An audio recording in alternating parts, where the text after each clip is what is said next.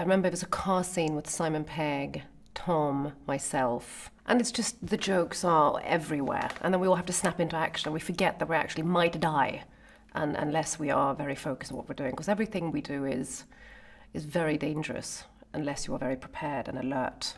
And that's why it's incredible with all the training that we do. I mean, we can joke and we can have fun, but we can also snap into the need and necessities to be able to do a scene. Ilsa is an agent. I would want to say that she works mostly for herself to gain a profit and to gain the goal that she needs to achieve. We all have our different goals and agendas in this film. And sometimes they will interact, and sometimes we will put sticks in each other's wheels. There are new explosive scenes, there are new challenges, there's new stunts, there are new dynamics between characters that might have been different in the prior one, and finding who is Ilsa in relation to maybe Peg's character. We have a lot of fun. We do all the training that's needed. I do a lot of Pilates, just to have good stretches and good movement for every time we do all the stunt action. Weapons training. And then we just come in and generally laugh at each other and just have fun. I think that one of the most difficult parts in weapons training is not blinking once you pull the trigger. And I remember in the last film, every time there was a close-up of me in the opera house, and I had to walk up to the camera and I had to pull the gun, and every time I shot, I went, and they had to do a retake and retake. So I'm practicing to shoot and then blink. When he shot the film in Paris, he wanted it to be intense. He wants the movement of a city that is alive and energetic and selfish. And there are motorbike races, and there are people being transferred from A to B in motorcades, and there is, I mean, we closed off Arc de Triomphe. We had the most incredible locations. I don't think anyone is actually allowed to fly over Paris except the president and Tom Cruise. That's literally what we're doing. The team of Mission, we have Simon Pegg, we have Ving, we have Tom. You have the comic, you have the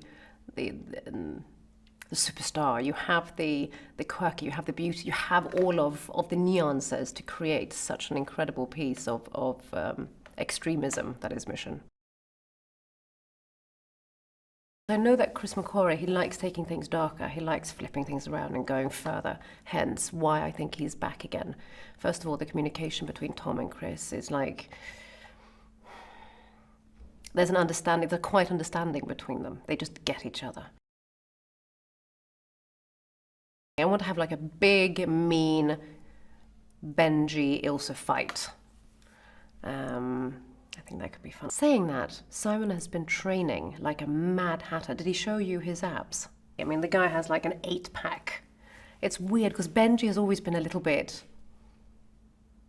doughy, a little bit goofy, and now all of a sudden Simon Pegg is like a hunk-a-doodle-doo. One of the things that I found extraordinary the first time I did a Mission film, or the last Mission, is how they film without the green screens. Everything is real, everything is in its natural habitat, and how incredibly authentic everything feels when you do it. When you do a jump, when you do it from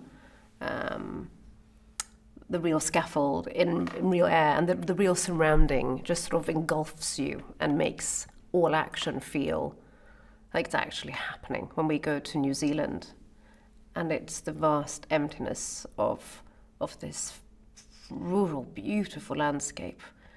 But it's high-stake mission, explosive, dynamite, borders, helicopters. I mean, we get the best of the best. It's been incredible. Chris wrote an incredible role for me, and he doesn't stop there. He welcomes back one of the women that we all have missed from this series, and he writes in another Hunley version. She's independent. We have strong women, we have strong men, and everyone fights each other. This film does something completely different. We work from another angle. We are on our toes. You have to be prepared with your own character. You have to be trained. You have to be ready. And yeah, you might have a monologue thrown in your face a couple of minutes before shooting. You just have to let it go and be sort of in control of your own character. That's all I can do. Ilsa will dress for necessity. So everything that she wears can be used as a threat, or to shield, or to hide, or get away. So if it's a tie, it can also choke you or get me out of a very tight situation very fast.